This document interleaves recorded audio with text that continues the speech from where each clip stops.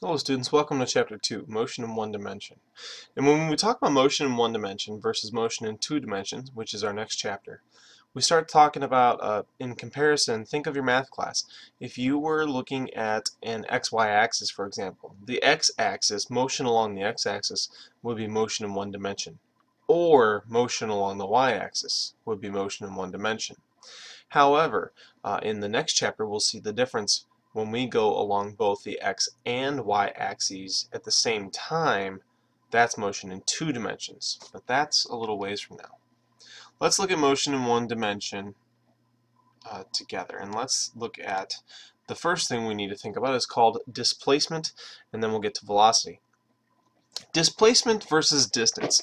Commonly, you're used to talking about distance moved. For example, if we use track and field, if you run the 100-meter dash, you will start here.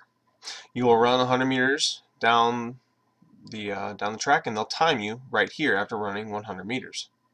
The distance you traveled would have been 100 meters. Your displacement, if you were to stop at the finish line, would be 100 meters.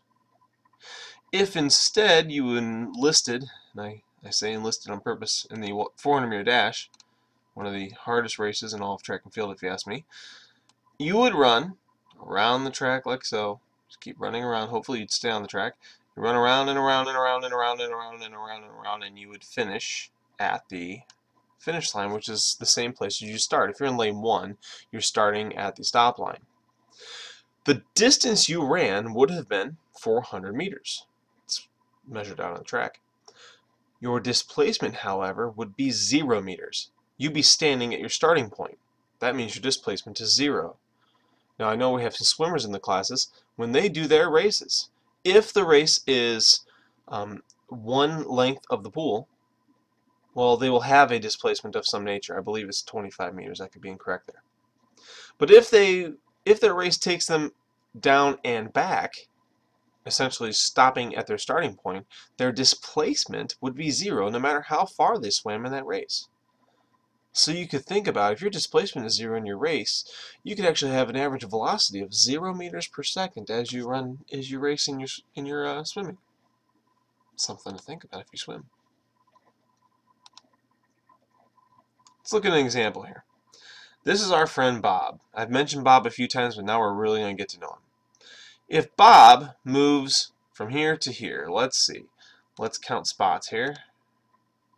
If Bob moves from this spot on the x-axis through the 0 all the way to this spot, the line that goes through his head, he would have a displacement of, if we count them, 1, 2, 3, 4, 5, 6, 7, 8, 9, 10, 11, 12, 13, 14, 15, 16, 17, 18, 19, 20, 21, 22. He would have a displacement of 23 meters if these were 1 meters. Well, what if we instead did this a little differently? What if we used an equation that Bob would show us? Where's that equation at? It's here somewhere. There it is. What if we instead have this equation here, where x final minus x initial equals change in x. Delta means change in science, so change in position is displacement. So if he went from the negative 11. He went from the negative, let's see, x initial would be the negative 11 mark, and he traveled forward to the 1, 2, 3, 4, 5, 6, 7, 8, 9, 10, 11, 12, to the 12 mark, minus negative 11.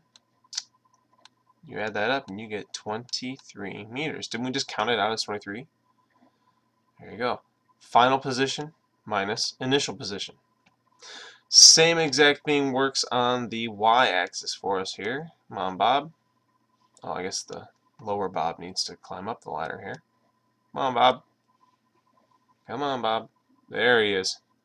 It's the same exact formula, except when we are moving only along the x-axis, we use an x. When we're moving only along the y-axis, we use a y. Change in y equals y final minus y initial. You know, change in, that's what the delta means. Whenever you have a change in, it's always final something minus initial something.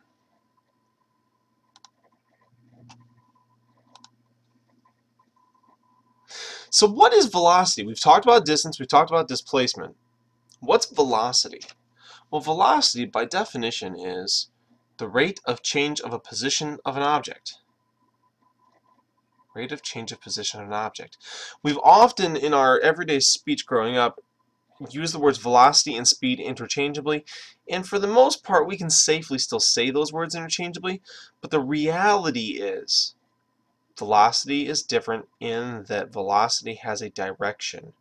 Speed does not. If we use this equation here,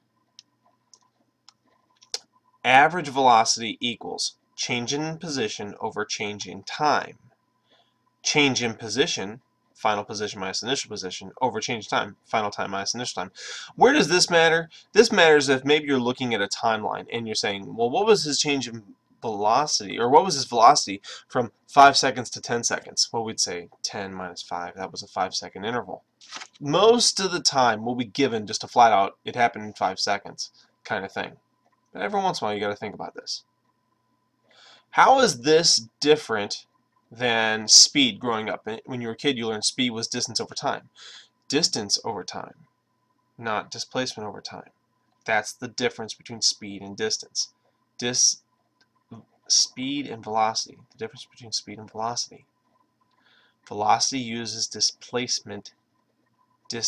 Speed uses distance. It makes a very big difference in your answer.